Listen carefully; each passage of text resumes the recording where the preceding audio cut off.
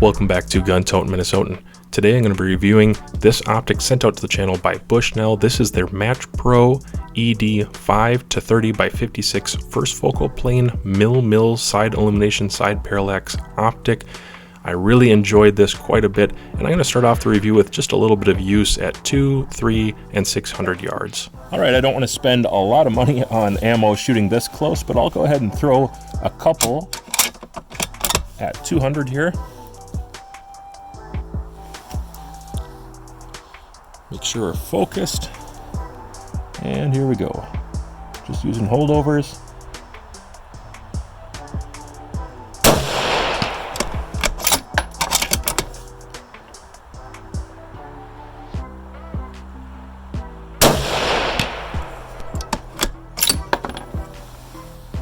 Not difficult at all. Reticle has nice 2/10 breakups there, as you can see, and that allows me to get most data dialed in or held over really quickly and estimate where my hold maybe needs to change or where my impacts were.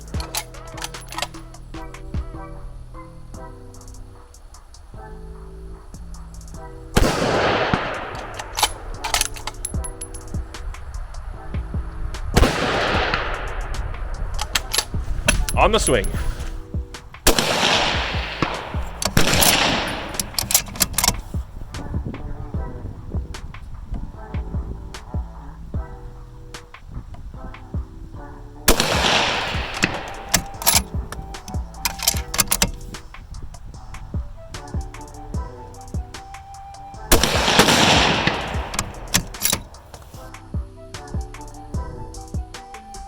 Sending.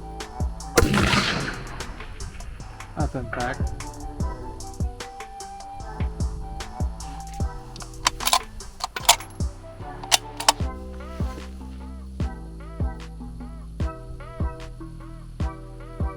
Sending. Impact. I hear impacts, but that target light got thrown off again. Oh, did it? Yeah. So Keep going. You're good. Okay.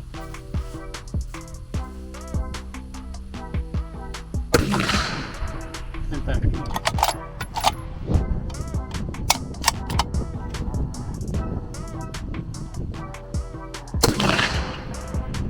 Impact again.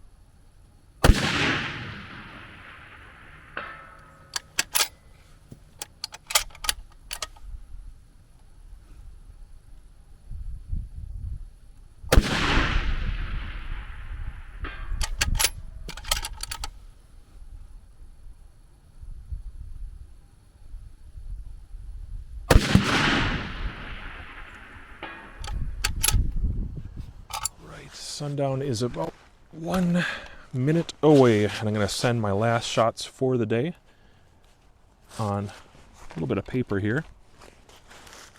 And it's very low light. It was already overcast and cloudy. This is just really, really dark to be shooting. I can safely see my targets though, so I'll go ahead and take a few shots and we'll talk about it.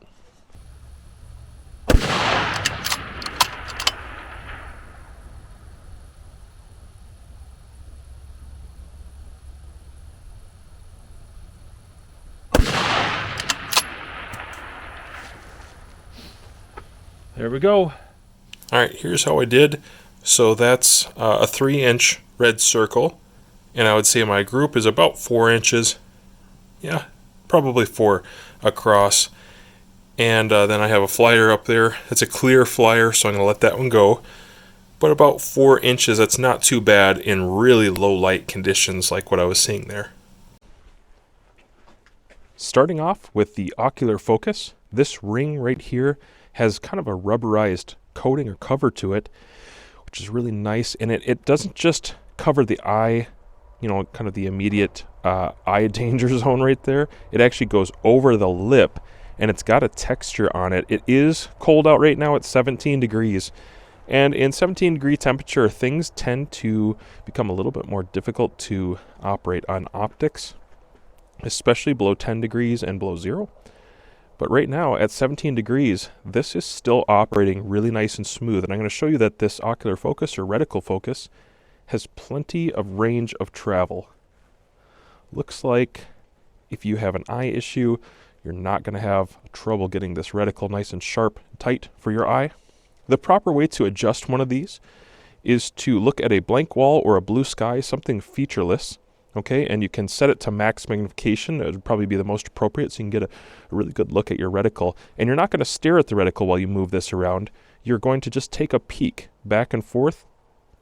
And as you're taking a peek, you're going to start to notice what looks out of focus. For me, this would be out of focus. And I make little turns as I'm looking at it and peeking at it until it's nice and tight. You want the mechanical device to be setting the distance there between you and your eye and getting it sharp. You don't want your eye to have to recalibrate every time you look at the scope and try to refocus. That's too much work for your eye, and it's going to make shooting more difficult. So I suggest get this set up the right way. Now taking a look at the magnification ring. Again, it is cold out. It's very cold. The sun is out, which is nice, but it doesn't take away from the bite of the cold right now. Normally, mag rings start to stick a little bit in these temperatures, and this one's not. This is glassy smooth right now. No grit, no tolerance issues where it's sloppy. Sometimes if the mag ring itself is not captured well, it will have a little grit, and if it's really done poorly, it'll actually slop in there, especially when you add a magnification assist knob like this little deal here that has the kind of knurling on it. This is a removable knob, which is an assist, and it's going to fit in one of 3 options. This right here, this design is brilliant. I think this is a really good way to go. On most optics that run something like this, I like to put it on the furthest one, especially if I have a bolt action rifle like I do here. On auto guns, it doesn't matter as much, but on a bolt action, this sticks out a little bit, and if I have a really big tactical kind of bolt, it might run into it, and it would just barely clear on this guy unless I was on 30 power on these other settings. So thankfully, there's 3 settings to pick from. And so depending on what kind of scope level you run and how much that matters to you, you might want to consider placement of that as well as your bolt knob and where your knuckles come by. For me, I can make this work on any rifle because of those 3 positions. And even if I wanted to run it bare without this, which maybe some people will, it would not be difficult to navigate this, because I'm telling you, it's very, very, very smooth. Actually, from 5 to 30, it feels like a short throw, moving all the way from 5 to 30. That's probably just because it is so fluid and smooth. Perfect amount of resistance and tension. I have no complaints about the design, the knurling, location of the knobs. This all seems very, very good to me. It's a great design, well thought through, for sure. No doubt some people are wondering what this is. Don't worry about this. This is so I can attach my side shot scope cam. This is not an important thing to the review unless you need one and you're trying to run something like this. These can be had for, I don't know, right around 120, 130 bucks used, something like that. And that's what I'm going to be using in this particular review. Now moving on to the turrets. As you can see, the turrets have a really nice aggressive texture here. In Minnesota, when it gets cold, sometimes things are harder to move. This one is not harder to move, but I like being able to have this on there because a lot of times I'm shooting with gloves on. And I'm going to go ahead and put on a glove and just show you something. I usually shoot with gloves on. And if I have a slippery turret or it's really cold and it's hard to move or get a grasp on, then they kind of slip around and you can't tell. These turrets are tactile enough that I can feel them through these thick deer mittens. All right, it's deer leather mittens. And when it's this cold out, you just have to shoot with gloves on. But I can feel the turrets, and I can get a really good engagement on that because of the texture. Good design. It's uniform to the other dials as well. You'll see that there. Now this particular optic is set up on a 20 MOA rail on the Savage 110 Elite Precision, and that leaves me with 21 mils still. 21 mils. That's pretty good. Something cool about this is you're going to notice they are lift to operate turrets. So I'm going to lift up, and here's my witness mark. It tells me down and up, and I'm going up, and as I get to about 9, okay, right here, this is where it starts to lift. This is your second rotation indicator. Okay, right there. You can see it go down and up a little bit. That red indicator, which is easy to feel. In fact, I can feel the little knob even with my gloves on, or my mittens. But especially in the summer when I'm not wearing gloves. I can also see it as it raises up. When I'm behind the gun, I can see that little shiny bit there stick up. That's just going to tell me that I'm in my second revolution, so I don't get lost. These turrets have 10 mils per revolution, and if we just look at some of the information here, the 0 is nice and large. It's a large-sized turret with a good, clear, distinct kind of text. And at the half mil indicator, right there, on each line, I'm going to be able to tell where I'm at. I wouldn't say it's an overly complicated looking turret, and you're not going to get lost on this. Some of them, for the second revolution, will have additional numbers, and some people like that. But, you know, it can be kind of complicated. You can get lost in the numbers. There's sometimes so much information, and it might be just more simple to have a revolution indicator that pops up. And now I know I'm in my second revolution, and I know I'm at 10.5, 11, 11.5, 12.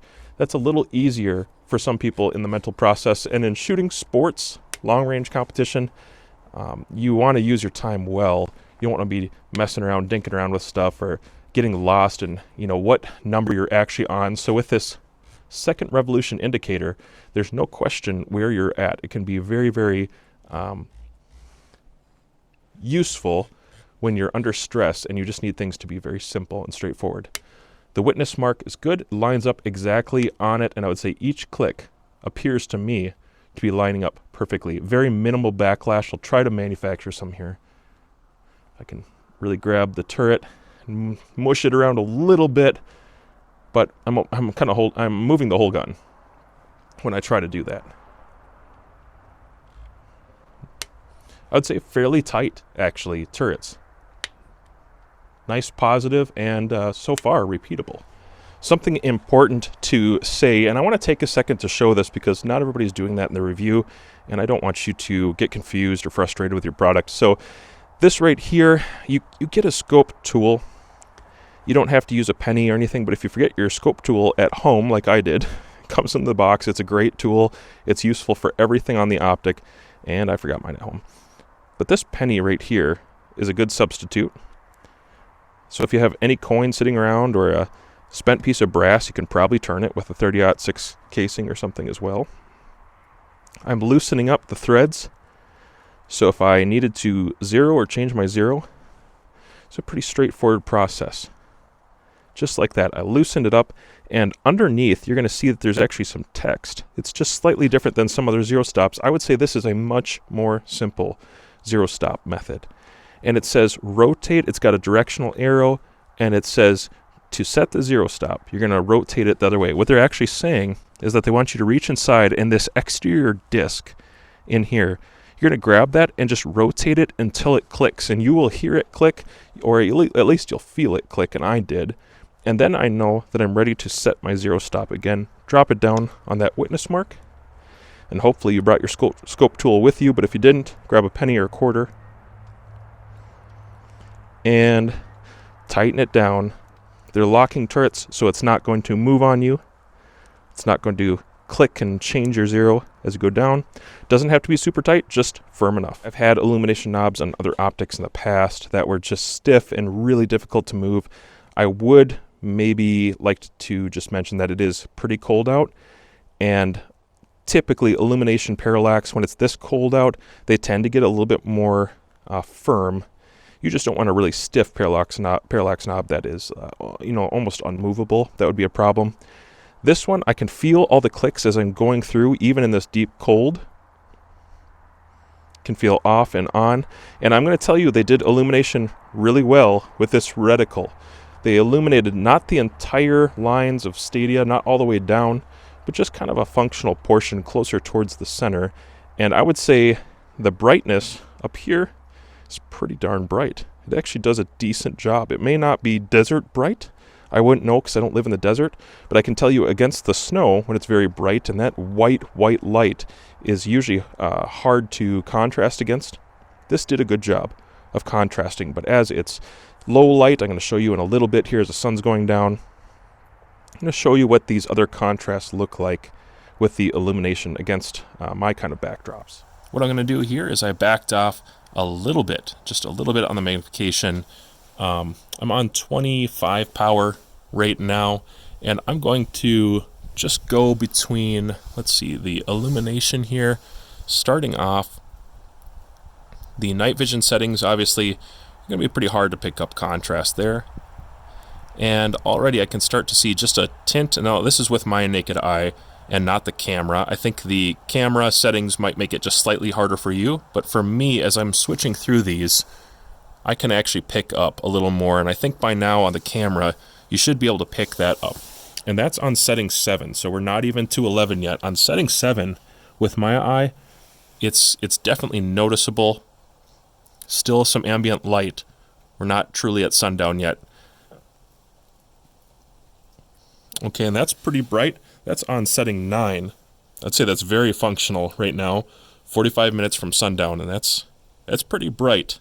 Even against those contrasty spots with the sun. I'll go ahead and zoom in a little bit.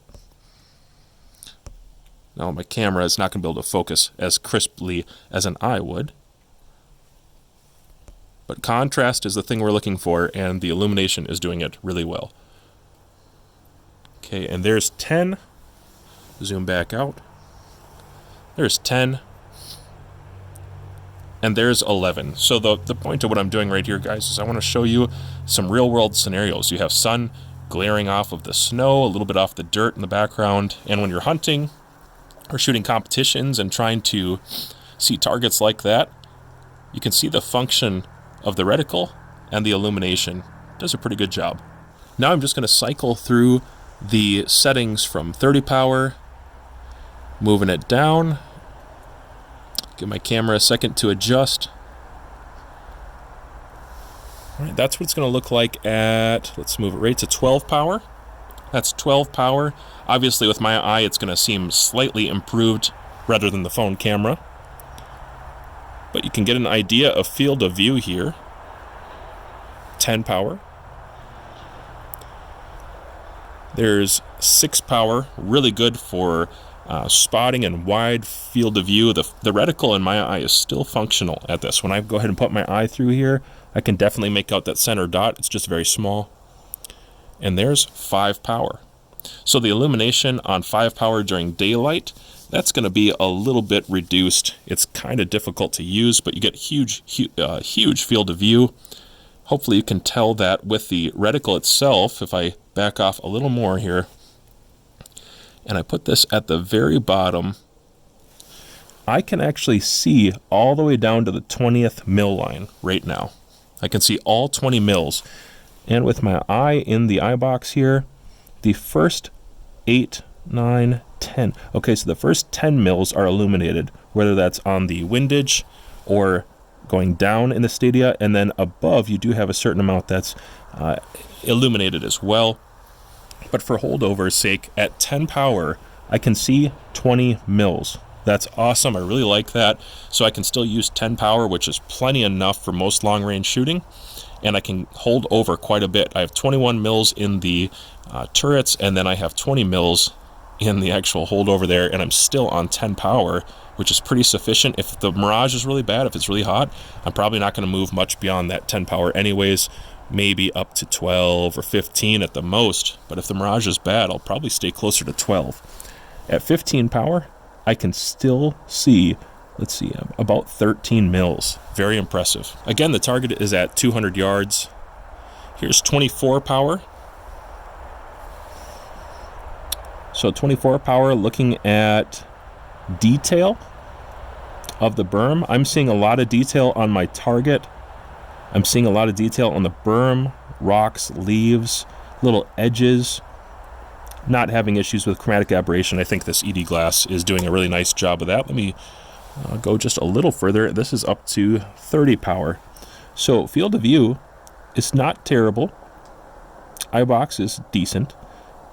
And at 30 power, I can still see about 6 mils of holdover.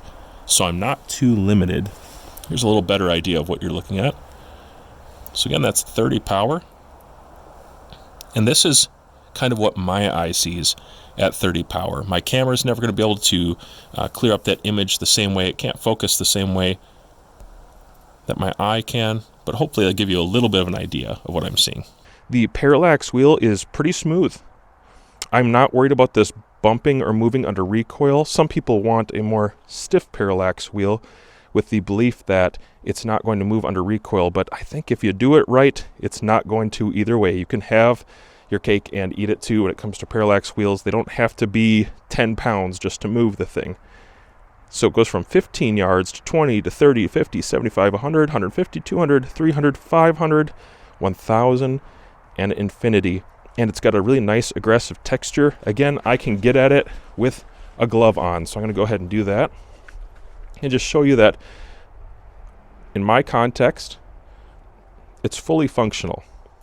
So I'm wearing a mitten. It's really hard to have good dexterity when it's this cold, and I usually don't take my hands out of my mittens, to be honest with you, unless I'm doing a review.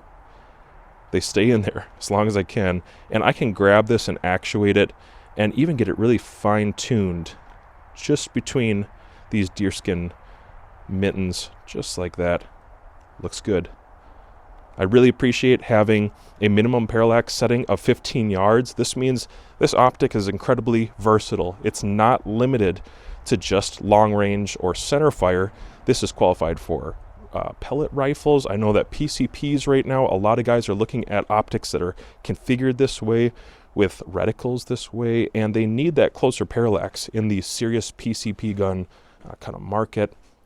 You're seeing some really high dollar PCPs, and they're worthy of glass like this. And so having a 15-yard parallax is nice, but then also 22s. And if you're a guy like me, when I go deer hunting, the deer are never far away. And so it's nice to be able to set that really, really close. The wheel is smooth. The numbers sort of line up. I don't really look at that, to be honest with you, and I don't think you should either. They're just kind of general reference lines, and I will leave it at that. I know people generally like to hear the turrets, and so I'll give you the elevation and windage just a little bit here.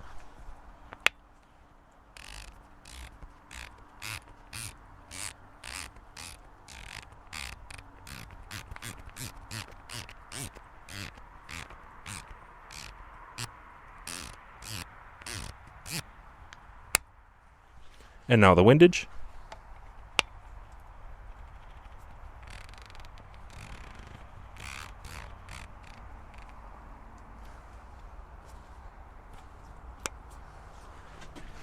The turrets feel good. I wouldn't say they're crunchy style turrets, but they don't have backlash.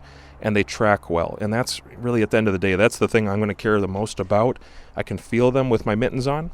The lines line up with the witness marks.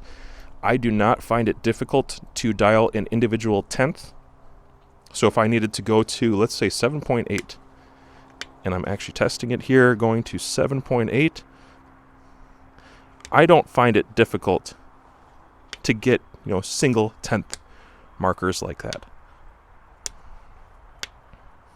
Some scopes, you have this, where you would go back and forth trying to get to a single number. This one, I think it's pretty easy to do a delicate, 1 single tenth click. And in NRL 22 in particular, I find that to be pretty important, because you might have a stage where you need to go just 1/10 or 2/10 or 3/10. And if it's just hard, it's just a waste of time if you're dialing past and trying to get back there. There are some other optics on the market that have really crunchy turrets, but the clicks are so close together that it's difficult to actuate the turrets and get them to stop, particularly where you want at an expedient fashion. The optic does come with a sunshade, which is really nice. I like seeing things like that thrown in there. It just adds to the value.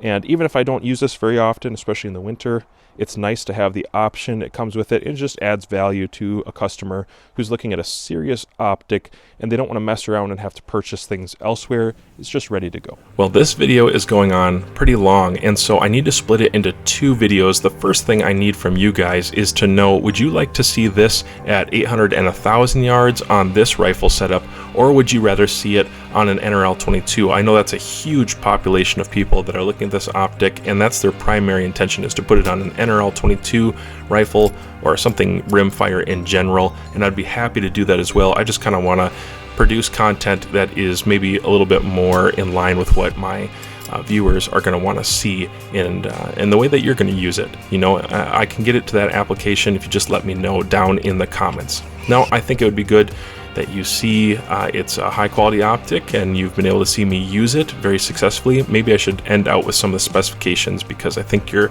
interest is probably piqued if you're still with us in the video. So again, the magnification range, it's 5 to 30. Objective is a 56 millimeter. The reticle is illuminated. It's called the DM2, and it has a 2/10 grid style reticle with a floating center dot. It is illuminated, as you saw in the video, and it has a 6-hour timer on that, which is really cool.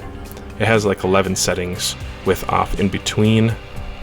The weight is 32 ounces. The eye relief is 3.8 inches, and I found that to be pretty accurate. It is a first focal plane. The parallax type is a side focus, and the minimum parallax distance is 15 yards up to the maximum of infinity, of course. The field of view at 100 yards is going to be 24.5 feet when you're on 5 power. That's minimum power. And then at max power, it's going to be 4.1 feet. That's 30x at 100 yards. The lens coating, well, it's fully multi-coated.